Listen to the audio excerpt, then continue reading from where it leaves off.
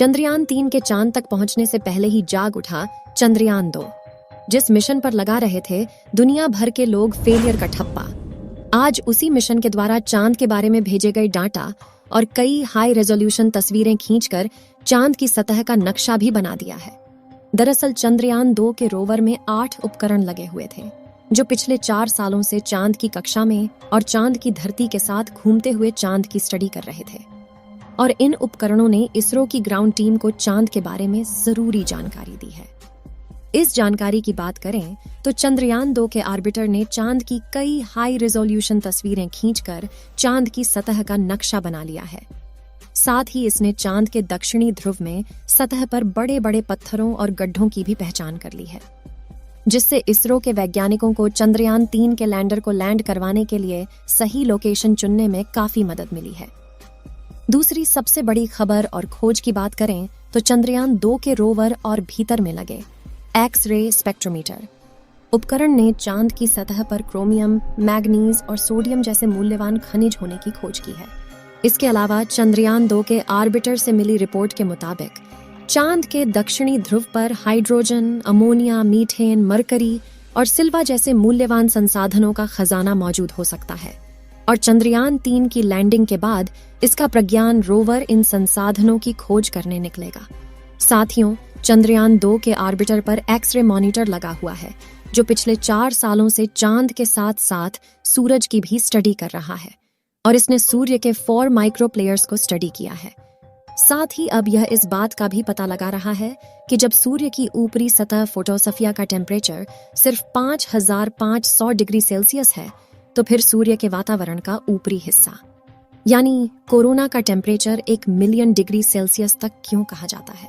साथ ही इसमें इसरो को धरती और चांद की तरफ आने वाले सौर तूफानों का भी डेटा भेजा है।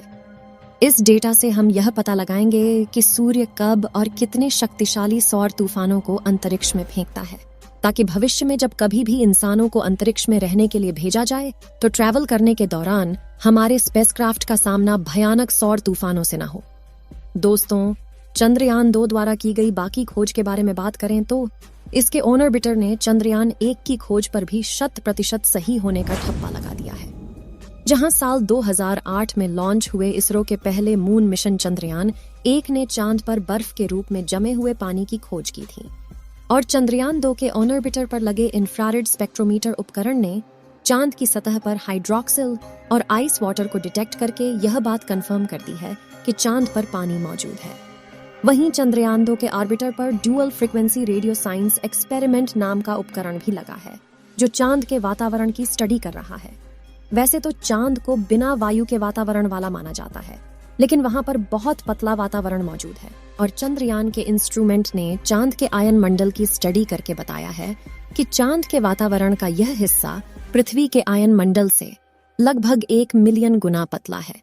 आसान शब्दों में बताएं तो किसी भी ग्रह या उपग्रह में आयन मंडल वातावरण का वह हिस्सा होता है जहां वातावरण खत्म होकर अंतरिक्ष के वैक्यूम की शुरुआत होती है।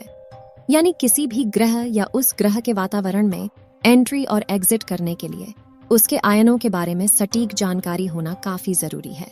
इसके अलावा चंद्रयान 2 का ऑर्बिटर चांद की सतह के गड्ढों की जांच करने में लगा हुआ है और 2019 में इसके मिशन की अवधि 7 साल तय की गई थी और यह कम से कम अगले 3 सालों तक चांद की परिक्रमा करते हुए इसरो की ग्राउंड टीम को चंद्रमा के बारे में डेटा भेजता रहेगा। और 3 साल बाद भी अगर इसकी कंडीशन ठीक रही तो इसरो इस मिशन की अवधि को और ज्यादा बढ़ा देगा।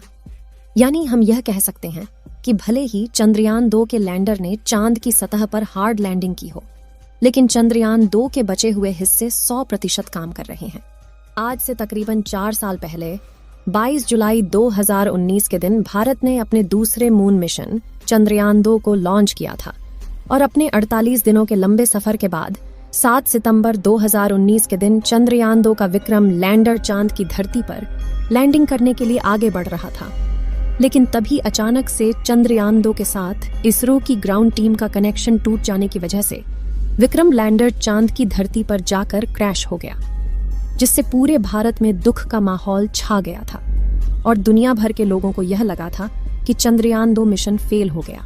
लेकिन चंद्रयान 2 को लेकर अब जो जानकारी सामने आ रही है उसने सबके होश उड़ा दिए हैं। क्योंकि चंद्रयान 2 से मिली जानकारी की वजह से चंद्रयान 3 मिशन को बहुत बड़ा फायदा होने वाला है।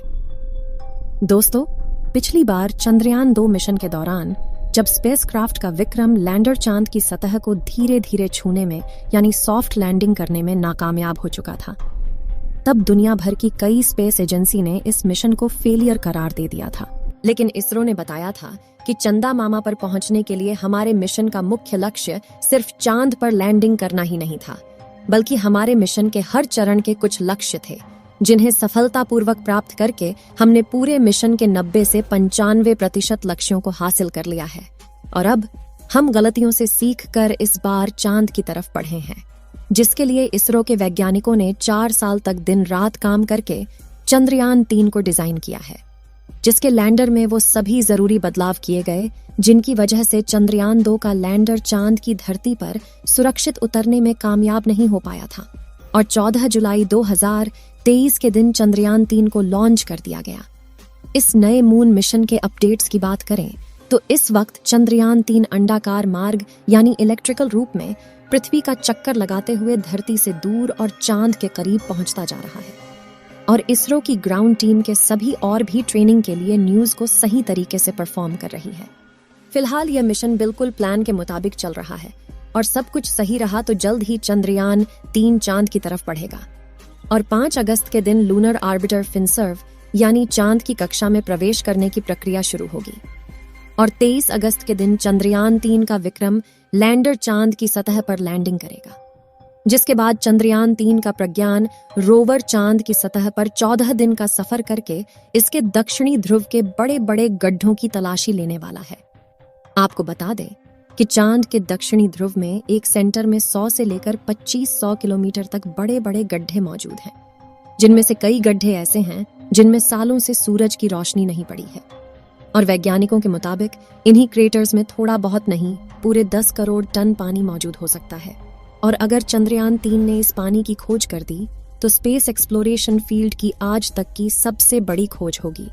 जो चांद पर नई बस्ती बसाने के हमारे सपने को नई उम्मीद रहेगी, क्योंकि किसी भी ग्रह पर रहने के लिए जो 2 चीजें सबसे ज्यादा जरूरी है वो है हवा और पानी। और अगर पानी मौजूद होगा तो उसमें से हम हाइड्रोजन और ऑक्सीजन को अलग कर सकते हैं, जिसमें से ऑक्सीजन सांस लेने के काम आएगा और हाइड्रोजन ईंधन के रूप में। इसके अलावा चंद्रयान 3 के विक्रम लैंडर और प्रज्ञान रोवर पर लगे इंस्ट्रूमेंट्स मिलकर चांद के तापमान की जांच करेंगे, चांद पर होने वाली भूकंपीय घटनाओं की जांच होगी, साथ ही यह चांद के वातावरण में गैसों और प्लाज्मा की जांच भी करेगा। इसके अलावा कई सीक्रेट साइंटिफिक एक्सपेरिमेंट्स भी किए जाएंगे। इससे आप ये समझ सकते हैं कि चंद्रयान 3 मिशन सिर्फ भारत ही नहीं बल्कि पूरी दुनिया के लिए कितना ज्यादा जरूरी है। तो दोस्तों, अगर आप भी हमारी तरह यही चाहते हैं कि चंद्रयान 3 मिशन सफल हो जाए तो कमेंट बॉक्स में साथ मिलकर इस मिशन की कामयाबी के लिए दुआएं करते रहें। इस वीडियो को एक लाइक जरूर करें और अपने मित्रों तक इस वीडियो को शेयर करें ताकि उन्हें भी जानकारी मिल सके, और अपने भरोसेमंद चैनल को सब्सक्राइब जरूर करें और बेल आइकन को ऑल पर सिलेक्ट करना बिल्कुल ना भूलें। मिलते हैं किसी और नॉलेजेबल वीडियो के साथ। वीडियो को अंत तक देखने के लिए धन्यवाद।